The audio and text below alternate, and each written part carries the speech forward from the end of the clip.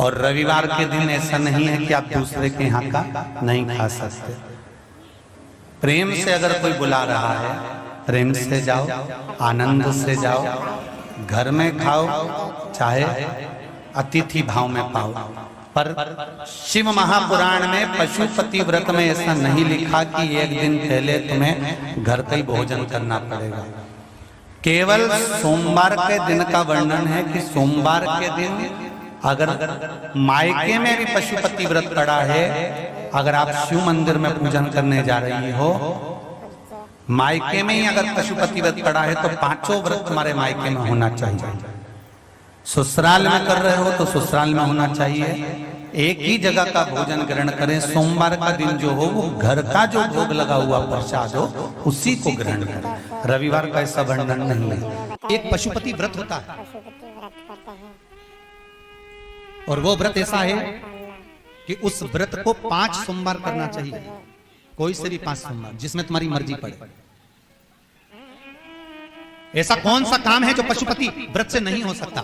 जब पशुपति अस्त्र मात्र भगवान राम के तरकश में रखे होने पर लंकाधिपति रावण के प्राण निकल सकते हैं, तो जीवन का वो कौन सा सुख है जो पशुपति व्रत से प्राप्त नहीं हो सकता? बस उसका नियम है, 5 सोमवार करो। बीच में अगर तुम्हारा कोई काम अड़ गया, रजोधर्म आ गया, कोई व्रत तुम्हारा पड़ गया, छठ पड़ गई, तीज पड़ गई, चतुर्थी पड़ गई, एकादशी पड़ गई, या तुम कोई व्रत करते हो वो उस दिन पड़ गया, तो उस व्रत को छोड़कर अगले व्रत को गिना जाता। सुबह पूजन की थाली लेकर मंदिर में जाते हैं, भगवान का अभिषेक पूजन करते हैं, थाली लेकर वापिस आ जाते हैं, उस थाली को अपने घर में रख लेते हैं। उसी थाली को शाम के समय फिर वापिस मंदिर में लेकर जाते हैं, उसमें 6 दिए रख कर ले जाते हैं घी के। प्रसाद एक कटोरे में जिसमें भी लग कर ले जाना है, 3 हिस्से मंदिर के अंदर उसके करे जाते हैं। दियों को मंदिर में जमीन पर नीचे रखा जाता है, 6 दियों को प्रसाद के 3 हिस्से कर दिए जाते हैं। शिव जी की पूजन कर दी जाती है। पूजन कर कर प्रसाद के 2 हिस्से मंदिर में रख दिए जाते हैं। जो कागज ले गए, दोने ले गए, पात्र ले गए, उसमें 2 हिस्से वहीं छोड़ दिए जाते हैं। एक हिस्सा थाली में रख लिया जाता है। 5 दिए जो जलाए हैं वो वहीं रखे रहने दो। एक दिया जमीन पर से वापिस उठा लो, जिसको जलाया नहीं है उसको थाली में रख लो। शंकर भगवान से प्रार्थना करो, बाबा आज मेरा पहला पशुपति व्रत है, भोलेनाथ आप स्वीकार करना। मेरे मन की कामना ये है बाबा, जिसके कारण मैंने ये व्रत किया है। व्रत का बोलकर, दिया लेकर, प्रसाद का एक हिस्सा लेकर, थाली लेकर वापिस अपने घर पर आओ।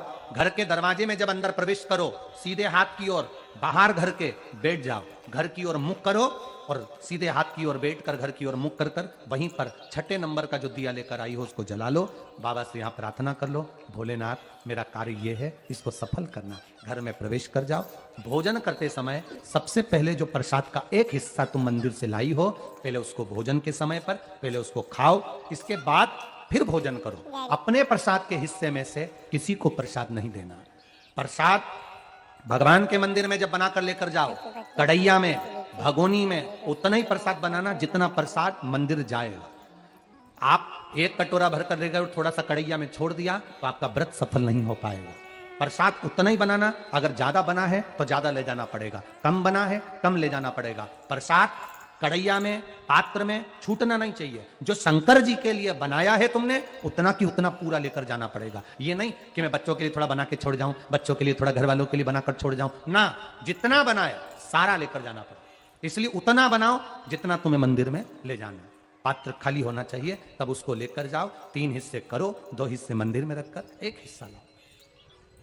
4 व्रत पूरे हो जाएं, 5वां व्रत रहे।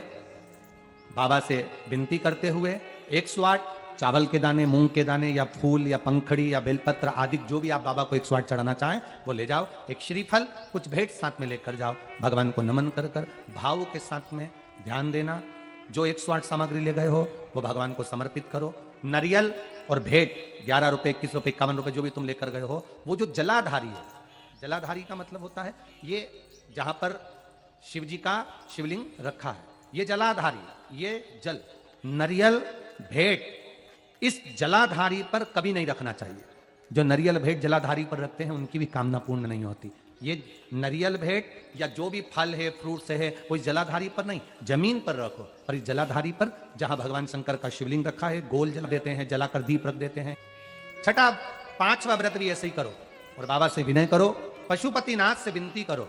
पशुपति व्रत एक ऐसे व्रत हैं जो नारी, पुरुष, बच्चा, बूढ़ा जो करता है उसकी मनोकामना भोलेनाथ पूर्ण जरूर करते हैं, ये निश्चित है।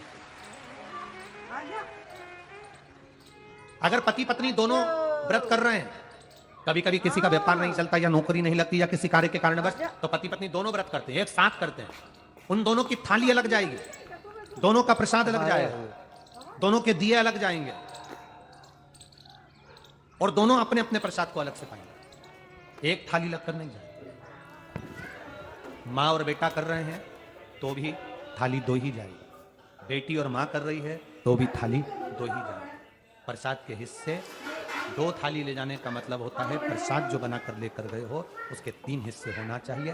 अगर माँ और बेटा एक ही थाली लेकर गए तो प्रसाद जो आएगा वो एक हिस्सा आएगा, एक हिस्सा वापस आएगा तो उसमें से 2 भाग फिर हो जाएंगे, तो उसका फल नहीं मिलता। इसलिए पूजन करने वाला अगर 2 व्रत कर रहे हैं, 3 व्रत कर रहे हैं, कोई घर के 3 लोग, देवरानी जेठानी सब मिलकर व्रत कर, सबकी थाली अलग, सास बहू कर रहे हैं उनकी थालियां अलग जाएगी। जिस मंदिर में पहला व्रत करोगे उसी मंदिर में 5 व्रत करना। मायके चले गए हो, सोमवार का दिन पड़ गया, तुम्हारा व्रत था, उस व्रत को माना नहीं जाएगा। मायके गए हो तो मायके में आराम से खाओ पियो मौज करो, अपनी जिंदगी आनंद में जियो। वापिस जब आओ फिर वापिस व्रत करो और गिनती 5 ही रहे, 5 से ज्यादा। हाँ, कभी कभी फाइल अगर ज्यादा मोटी होती है तो इसको दबाने में समय लगता है। कभी कभी 3 महीना इंतजार करा, व्रत करा और पूर्ण नहीं हुआ, समझ लेना कुछ ना कुछ बाबा को बुलाने में कमी रह गई होगी, कहीं अहंकार आ गया होगा, प्रसाद बनाते समय कुछ भूल हो गई होगी, दिया मंदिर में भूली आई होंगी, या कुछ कारण हो गया होगा, कुछ ना कुछ हुआ। देश विदेश में रहने वाले प्रत्येक सनातनी भाई बहन इस व्रत को करते हैं और मनवांछित फल मेरा भोलेनाथ पशुपतिनाथ प्रदान करता ही करता है। कई लोग उसको गुनगुनाते रहते हैं, जय पशुपतिनाथ हरे।